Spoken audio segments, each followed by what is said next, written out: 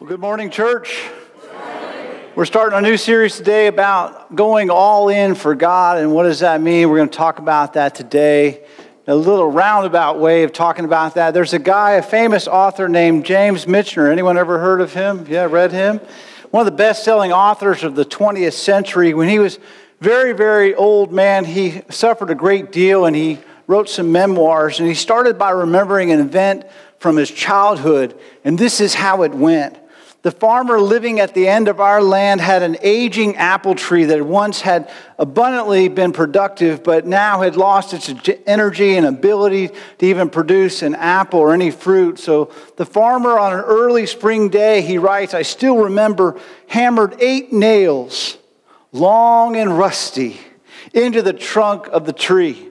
4 were knocked in close to the ground, and 4 on different sides of the trunk, 4 higher up. And that autumn, a miracle happened. The tired old tree, having been goaded back to life, produced a bumper crop of juicy and big red apples, bigger and better than we had ever seen before. When I asked how this happened, the farmer explained with these words: hammering in the rusty nails gave it the shock to remind it that its job is to produce apples." Well, he asked, was it important the nails were rusty? Made it easier for the mineral in the nails, easier to digest. Was 8 nails important? Well, if you're going to be sending a message, be sure it's heard. Could you do the same thing next year? A substantial jolt lasts about 10 years. Pain is nails hammered into a tree. And the nails always come. If you live long enough, we all get some nails. Amen? Yeah. The book of Job says, "For hardship does not spring from the soil, nor does trouble sprout from the ground. Yet man is born to trouble as surely as sparks fly upward." We want to believe the nails, the pain, the suffering that's hammered into our lives, yours and mine, will make us more fruitful, make us more productive. But what we know for sure, don't we, church, is that the nails come. Amen?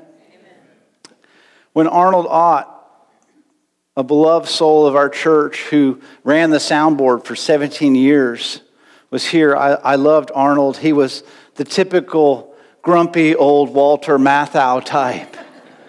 Right? He wasn't afraid to say it. He was sarcastic, hilarious. I came in one Sunday, it was my first year here, and I was all excited about the message. I'm like, yeah, man, it's going to be a great sermon today. It's going to be awesome. It's going to be really great. And he looks at me and goes, "What, we having a guest speaker?"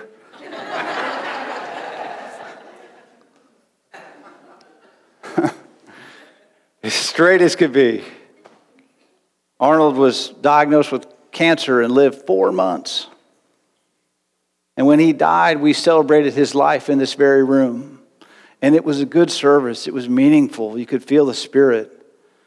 But I remember the distinct feeling, and it was just a weird sort of thing. I have never experienced it at a funeral before, but I remember feeling that the room here just was not big enough to hold all the grief that morning.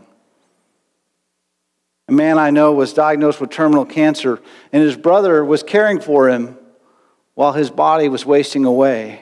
Then very unexpectedly, his brother, his caretaker, died instantly of a heart attack.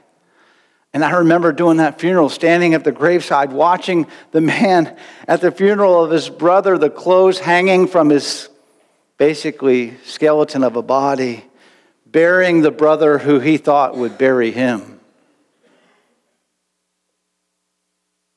I think of a wonderful young boy I knew who grew up in the church, but he's different. His patterns of attraction are different. His orientation is different. And he was made fun of and taunted and not wanted in the place like a church that should have been the safest place in the world for him. And it became a place of pain for him. And though he's grown older and it was a long time ago, those wounds still fester and hurt him. I think sometimes if there was such a thing as a painometer, if it were possible to measure units of pain like we measure the depth of the ocean, How large would the sea of human sorrows be? This is again from the book of Job. If only my grief could be weighed and all my misery be placed on the scales, it would surely outweigh the sand of the seas. The arrows of the Almighty are in me. My spirit drinks in their poison. Amazing statement from Job, right? Like God is shooting poison arrows at him. And that's just one life. In 2004, an earthquake under the Indian Ocean, you may remember this, unleashed the amount of energy that was equivalent to 550 million times the energy of the atomic bomb that was dropped at Hiroshima. You remember that tsunami? And 250,000, 250,000 people died. Every one of them somebody's son or daughter. And they all had hopes and dreams. And I remember in the days that followed how all the newspapers and articles and the news stories were asking questions like this. If God's all good and God's all loving and God's all powerful, why? Why so many nails driven in to the tree? Anyone have that thought ever? If you did, just say amen. Yeah. Sometimes, maybe most of the time, we bring suffering on ourselves, right? Show of hands, just raise your hands. How many of you ever gotten a speeding ticket? Go ahead and raise your hand. Now, keep your hands up. Go ahead. Look around the room right now. Bunch of lead footers. Second question, how many of you, get ready with your hands, how many of you are actually speeding when you got a ticket? Yeah. I got a ticket a while ago, and my first thought was, why is he pulling over me? Surely there's other people he could go after. I mean, I'm not really a criminal. I was just going, sure, I was going 95 on the way to San Antonio, but my car is designed to do that. 5 more miles, I could take you to jail, over 100. Well, I wasn't going 100. Why me? There are worse people. Of course, I was speeding, right? In the Bible, there are places like the book of Proverbs that offer wisdom about this, like drive safely and make sure that you parent wisely and handle your money wisely and your sexuality and your anger and your words wisely.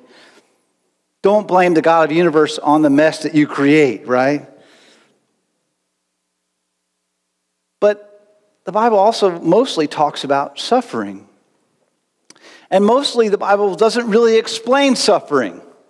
Mostly they protest suffering to God. From the book of Exodus with Israel's slavery, to the suffering of Job, to the emptiness in the writer of Ecclesiastes, where life is meaningless, to an entire book of grief called Lamentations, where you lament against God. And these are the questions it raises. How long? What for? Why? God, have you forgotten me and my address? Do you hear? Will you act? And it's so fascinating. The people read the Bible and they're looking for it to explain evil and prove God's existence. But it's really written by people like you and I who are disoriented and who are overwhelmed and who are troubled by evil like us. I hate suffering. I hate evil. I hate the people that I love. People I love have to carry burdens that are way too big for them and crush them. Just a confessional, this week I woke up at 3 a.m. in the morning, troubled. Have you ever woken up at 3 a.m. and troubled? And I was, because my nephew, Austin Tovar, is facing not one type, not two types, but all 3 types of lupus for a 22-year-old boy. Extremely rare. He's the sickest lupus patient his doctor of 30 years has ever seen. And he has to do all kinds of chemotherapy, and his life's in serious jeopardy. He may not live to be 30. That's not fair. That's not right. And I think about him, and he's suffering way worse than I've ever, and I'm humbled and reminded that we all must find a way to live and a why to live. Christian, atheist, Buddhist, Muslim, or none, that's the greatest growing category in America, none. We're all united in the fellowship of receiving some nails, grief, hurt and pain. And so I want to shake my fist at God and cry out for justice. You ever wanted to do that? It's okay. I know you're a Presbyterian, but you can talk back every once in a while. There's an Oxford professor, C.S. Lewis, who wrote for how many years his reason for being an atheist was that the universe was so cruel and so unjust and so unfair. But over time, he came to realize that if atheism were true, then he'd have no grounds for this complaint. Now, this is where Renee said I was going to lose you, but let's prove her wrong. C.S. Lewis said there would be no reason, if atheism is true, to expect justice in the first place. He wrote, "My argument against God was that the universe seemed so cruel and unjust. But how I had gotten this idea of just and unjust? What was I comparing the universe to when I called it unjust? Of course, I could have given up my idea of justice by saying it was nothing but a private idea of my own.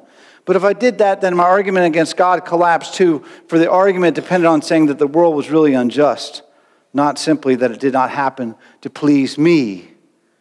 Atheism, it turned out to be too simple." In other words, what he's saying is, where did I even get the idea of justice from? That's not a secular thought. That's a moral, religious thought. Deep down, we know there's such thing as justice and fairness, and it's not arbitrary. We're rightly offended when it's violated. There's a guy named Dave Hagler. He's a program director for Los Angeles Sports, and he's also a lawyer. So this is for the lawyers in the room. He's also an umpire. And he wrote about how in his travels, he was driving one day and he was driving too fast, and a policeman pulled him over and started giving him a speeding ticket. He said, "I tried to plead with the police officer. I explained to him that, hey, my insurance is going to go up and I'm usually a really good driver, so please don't give me a ticket." And the policeman said, "Yeah, well, tell it to the judge. Good luck with that," and gave him the ticket. Now he's an umpire. And he happens to umpire for the policeman's league. So the very next season, the very first guy up to bat was the policeman. And the umpire recognized him, and the policeman did too. So the policeman looked at the umpire and said, "How did that thing with the ticket go?"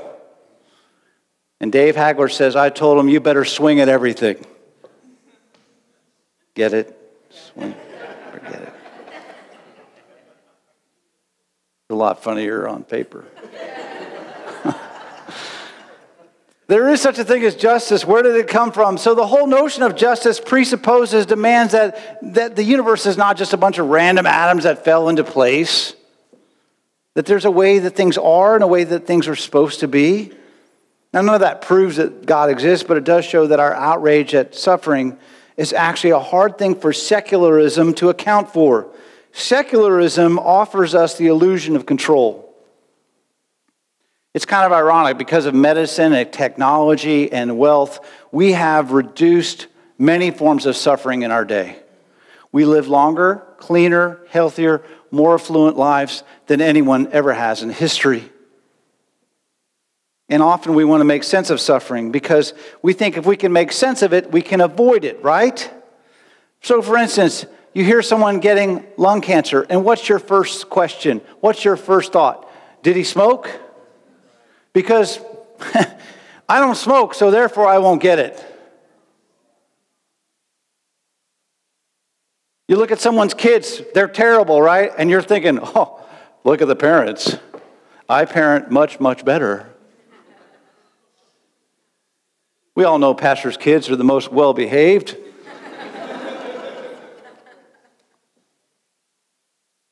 I can work harder. I won't suffer vocational pain. I can adopt a healthy lifestyle. I won't lose my health. Ironically, we suffer way less than people in the ancient world did, but we fear suffering way more than they did. You can look at this in research. In the ancient world, by contrast, part of wisdom was to cultivate an awareness that the nails are going to come in your life. Suffering's inevitable. The Stoic philosopher Epictetus said that you should constantly remind yourself and those nearest to you of your vulnerability and your lack of immortality. He said one time, "What harm is there while kissing your child to murmur softly, 'Tomorrow you'll die'?" Of course, all of Epictetus' kids are in therapy, of course. In the ancient world, they knew about suffering. In medieval Europe, 20% of all children, 20% did not reach their first birthday. 50% of all children died before they were 10. And people in that day loved their kids just like we do. The average lifespan at the time in that world was about 35 years old. They had a worldview that could make sense of suffering far better than people in our day, where we think we can control it or use technology or legislation to get it go away. One of the great questions you have to ask of any worldview is to say, what does it say to the suffering individual? What does your faith view, your worldview say? Biologist and atheist Richard Dawkins says these words, and he's really describing the message of secularism here. In a universe of electrons and selfish genes, blind forces and genetic replication, some people are going to get hurt, other people are going to get lucky, and you won't find any rhyme or reason, nor any justice. He wrote those words. I remember I worked at a church where a young boy died from kidney failure. I cannot imagine sitting at the side of his bed saying, well, some people get lucky, not you. No rhyme, no reason, no justice, no hope. I believe that despair is not just bad and unpleasant. I believe it's wrong, it's incorrect, it's false. It's based on a false view of the world. But here's the strange thing about suffering. Suffering points us beyond ourselves. We often try to numb our pain with work or shopping or comfort foods or alcohol or forbidden website. Every addiction begins as an escape from pain, and every addiction ends with enslavement to pain. Every one of them. We try to hide our pain. There's a famous story from the Manual of Psychological Medicine that was published around 1850. An Italian actor went to see a doctor about depression he suffered from and just wanted to be cured of it. And the doctor recommended, hey, as part of his depression treatment, that he go see the famous comic named Carlini. The doctor said your depression would have to be very deep indeed if the acting of the famous and fabulous Carlini does not remove it. The patient sighed, I am Carlini. So why are we here as a church? What does it mean to be all in? What is that? Lewis Smead says we can distinguish between two types of suffering. And this is where suffering and hope actually begin to intersect. Lewis says that there's suffering from and there's suffering with. We can suffer from something, right? We can suffer with someone as well. We can suffer from painful events and experiences, losses large and small, loss of sleep, bad traffic, bad hair day, divorce, bankruptcy, cancer. We can suffer from those things. And when you're experiencing those things, you don't want to suffer from them. But there's also a suffering with. And oddly enough, suffering with is something that people choose. This is voluntary suffering. We stop what we're doing and we go sit with someone at their hospital bed. We listen to the mother who lost her child. We bring a meal to somebody who's lost a parent and we suffer with them. Somehow I sit with my son in his most anxious-filled moments, and I'm just sitting there and I'm hurting with him. And I can't make it go away. I can do nothing but hurt with him. But somehow in just sitting with him and being with him, it helps him somehow. Because I'm communicating, I'm here for you. I love you.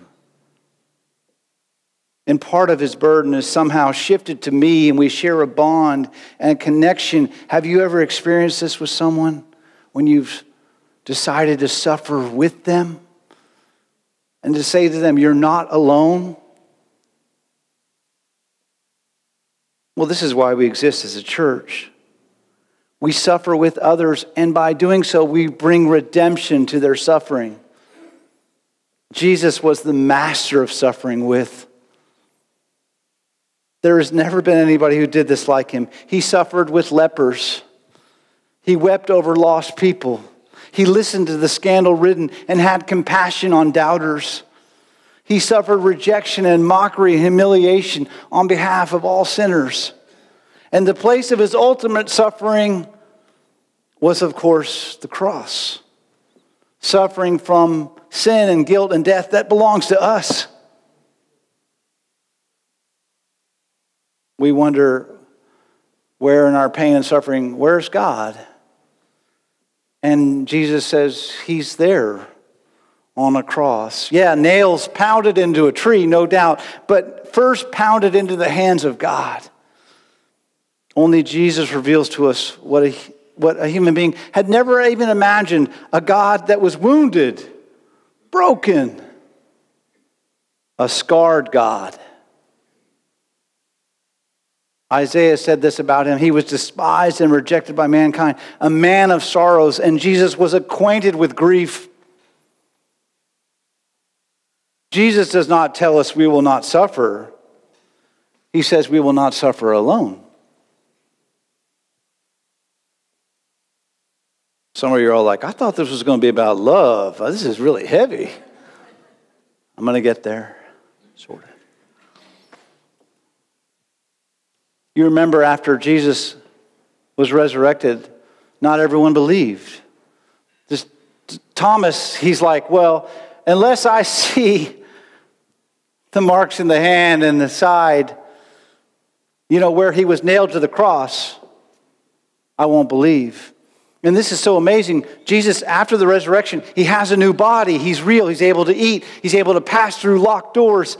And in his resurrected body, though, he still carries the scars in his body. I mean, God says when we get to heaven, we're given a new body. And Renee's comments always like, do we get to pick like our spouse's body? She's like, Channing Tatum comes to mind, John. I'm like, you would give up all this for Channing? And she says, yes. Oh, well. But the scripture says we'll be given a new body and God will wipe every tear away from our eyes. But Jesus still carries the scars. And the early church was fascinated by this. They wrote, maybe Jesus retained his scars not because he couldn't heal them, but because they reflected his love more than unwounded hands ever could. Maybe there's beauty to a wounded body that an unwounded body does not know. Because you can see the love Jesus had for you in heaven. You think about that. There'll be no doubt. Paul says that Jesus, through him, the stars and the skies were made. I often think we want to turn our scars into stars. Jesus did that. Grace, we exist to turn other scars into stars. Again, this points to our calling. Why are you here as a church? Why do we exist? Why have a church? Why are we all in? Well, again, I'm here as a follower of Jesus to do what Jesus did, to suffer with, and in doing so, bring comfort and hope and healing up there, down here into this world. That's why we exist. To go all in. They're suffering from, but they're suffering with. And we are called to suffer with. Now, how do we suffer with someone who lived 2,000 years ago? Well, Jesus said, whatever you do for the least of these, you do it for me. So Jesus points to human suffering beings and he says, I'm with them, I'm with them, I'm with them, every one of them. When we mourn with those who mourn, when we listen, when we forgive, when we become generous, when we heal marriages, when we love, when we sit beside somebody who's sick, when you spend energy and time with somebody and come along somebody, when you visit the veteran, the homebound, when you come to worship and let someone who's hurting lean on you and you just hug them and let them cry on your shoulder, when you give, even sacrificially, when you lead a class, when you love and encourage someone, when you're suffering with Jesus, when you stop someone. I'm telling you, when you stop someone from committing suicide and say, you're a child of God, don't do this, you are the church. When you welcome everyone that everyone else has rejected, you're the church. I know you're Presbyterian, but this is where y'all can get excited. And you're saying to them, your suffering's not in vain. You can find redemption here. A deep need for suffering people. And I know I'm speaking to anyone that suffered in the room, is that good can come out of this. Not so much that it can be explained. I can't explain your suffering, but I can help you redeem it. And that's what the church can do. When one addict helps another addict in recovery, that's the church. When a parent who loses a child to drug overdose wants to help other parents, it happened. I did a funeral for a 19-year-old mother who found her son OD'd on heroin, needle in the arm. A nightmare. What's her mission now? To help other parents. Let's stop kids from being on drugs. Let's show them what happens. There was a guy came to me for help with hydrocodone, addicted, 30 pills a day. I took him to the hospital. I said, come here, I want to show you another person. I took him over to a person who was dying from hydrocodone addiction, was painted yellow from failure of the liver. And I said to him, here's your counseling session, here's your future. Any questions? He's like, well, this isn't much counseling. No, it is. But God bless him, he's off pills now. He's 12-stepping. I mean, he has to keep going to programs, but he's off. That's the purpose of the church. Being a church means we're willing to say to someone, I'm willing to suffer with you. I'm going to choose this. I'm going to come alongside you. It's not just about, hey, we got a great worship team, and we do. We got great music. Or, hey, we got great preaching, and God bless us, when Michael preaches, we do. And I'm trying. That's important, no doubt, but really what we're here for is to suffer with people.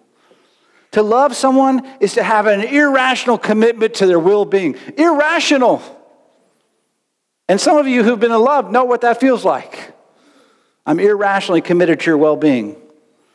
To suffer with them and bring about their redemption. That's going all in. I loved it. A couple weeks ago, we welcomed Monica and Liz Rebeldo to our church. And I posted a picture with them, as I do when someone joins. Hey, so excited to have them join the family. And literally hundreds of people I didn't know posted on there. So excited, so excited. But the one that really stuck out, I was reading the comments, was a lady named Betty. And she said, I want to visit. She's from San Antonio. I want to visit this church because it sounds like love reigns there. And I thought, I took a picture of it. It was like a paycheck. This is the one thing we have to offer. Love. Really, it may be the only thing. Love God. Love people. Love Corpus. Well, today, at the end of the service, we're handing out these cards. These are cards that are explaining why we're going all in. 3 services. 8:30, 10, and 11:30. And when you hand that card to someone, you're saying to them, I'm willing to love you, to be irrationally committed to you, to suffer with you. Because guess what? Everyone that lives long enough gets some nails driven into them. Nobody's immune. I don't care how much money you have, education, where you're from, everyone will suffer.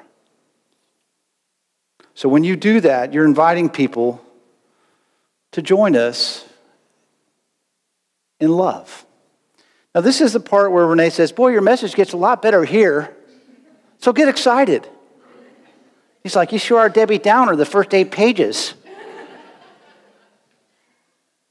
But I wanted to get at this differently because to me, it's not true love unless we're willing. You know, love is easy when the cotton's high and mama's good looking and daddy's rich and everything is going great. It's easy to love people then. It's a lot harder when you're looking at someone and they got nails driven into them. So I want to talk about this real briefly. Love is spelled T-I-M-E. If you want to know where somebody's heart goes, just look at where their time goes. Time is so precious to us. It's a limited commodity. You can make more money. You can't make more time. And anyone who has lost a loved one knows what I'm talking about. I was talking, this is years ago. I just graduated. I was 23. I was here in Corpus at another church. And I was, proud because I'd gotten my master's in divinity and master's in counseling. And I was ready to change the world. That's how dumb I was. And I thought I was a great counselor because I had so much to say at 23 years old.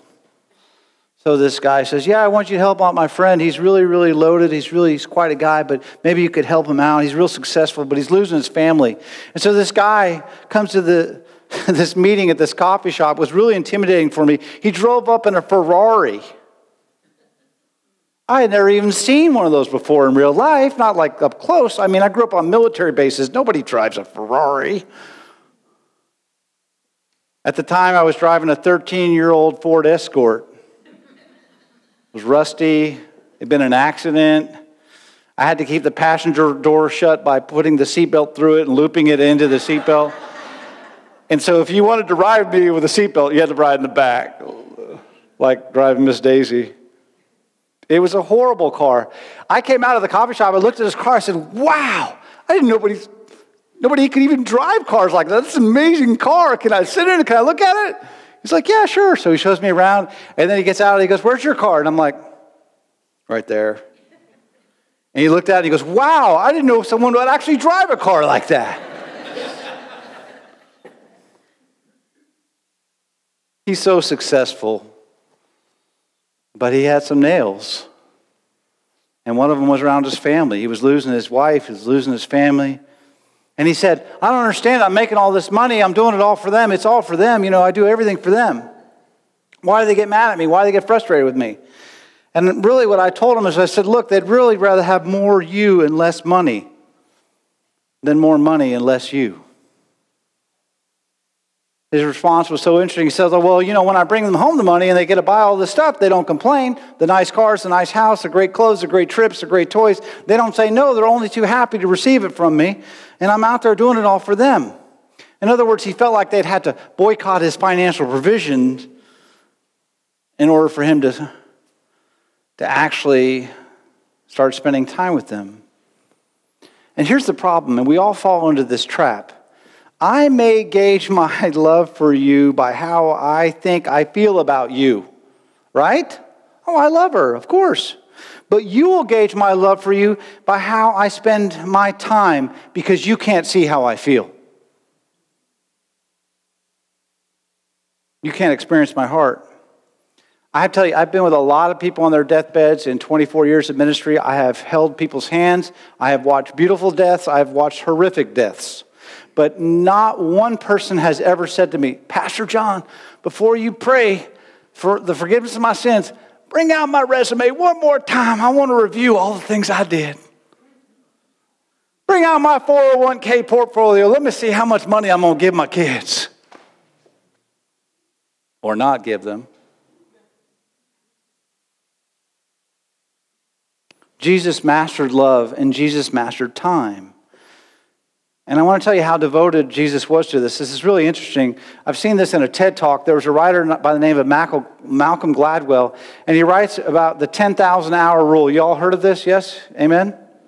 Okay, the 10,000-hour rule, some of you might have read about this. The idea is that when it comes to mastering demanding tasks, you have to spend at least 10,000 hours on it before you master the task. So if you want to master a craft, play a violin, program a computer, play chess, do surgery, hit a curveball, preach a good sermon, 10,000 hours. Which is why I go so long. People who become great at doing something, people who become world-class have generally spent 10,000 hours of devoted practice, quite intense practice, to doing it. Now, I was thinking about this when it comes to Jesus' commitment to his disciples and to the 12 that was appointed to him. The Bible indicates that the disciples were with Jesus for about 3 years. As far as we can best discern, let's assume that they were with him about 10 hours a day. Because when you were a disciple, you followed the rabbi everywhere, into the bathroom, everywhere. 10 hours a day. Let's just assume that, okay? And let's just say for the sake of argument that maybe they had a couple days off of discipleship a month, like sick days or PTO or something like that. That would give them 341 days on the job every year. 3 times 341 days a year times 10 hours a day ends up being, they would have spent 10,230 hours with Jesus. It's kind of interesting. It takes 10,000 hours to master a craft. What craft were the disciples mastering?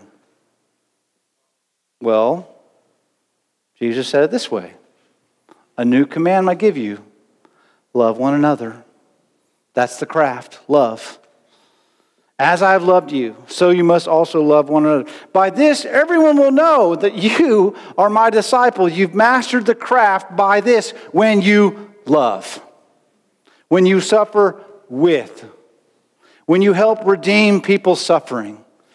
Not because you're so smart, not because you're so right, just love each other. So churches have lost sight of this. So instead of being a place of love, churches become places of judgment. So what's our craft? What do we produce around here? What are we producing as a business? Well, our craft is to produce people who love. Our job is to go all in and really love the community. So make your top relationships the top priority of your time. And this means get really honest about key relationships. Think about the key relationships in your life right now. Think about asking them this week, how is my time with you? Are you getting enough of my time?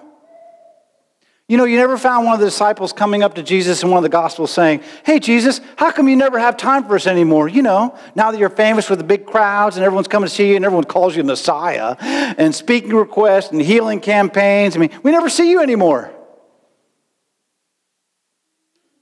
From the beginning, it was just them, and Jesus was intensely with them, gave them attention and love, and left it all to them and said, it's up to you to change the world, 12 disciples.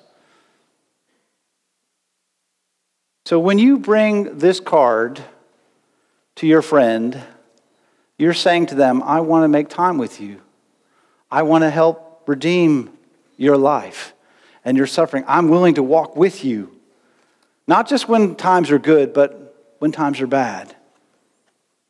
I had a conversation with Renee when I was writing this message about this, our relationship, about where my time was going. And I said, hey, how am I doing on working and time with you, you know, balancing it out? And her immediate response was, it's not terrible.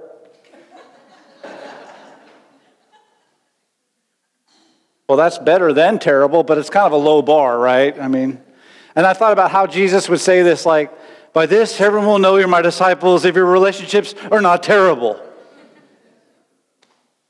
So apparently I'm good with Renee. Here's the challenge with time, and I know, we all face this all the time. There's just not enough. That's your first response when I preach. Well, there's just not enough, Pastor. There's not enough. Not enough time to satisfy the demands that are placed on you: work, family, friends, success, financial needs. Very rarely will you be at work and folks, your supervisor come up to you and says, hey, you know what? We've achieved all we need through you today. We're going to keep paying you. Why don't you cut back on the hours? Go ahead and spend time with your family. Because there's always more emails, more stuff to be done, right? More projects.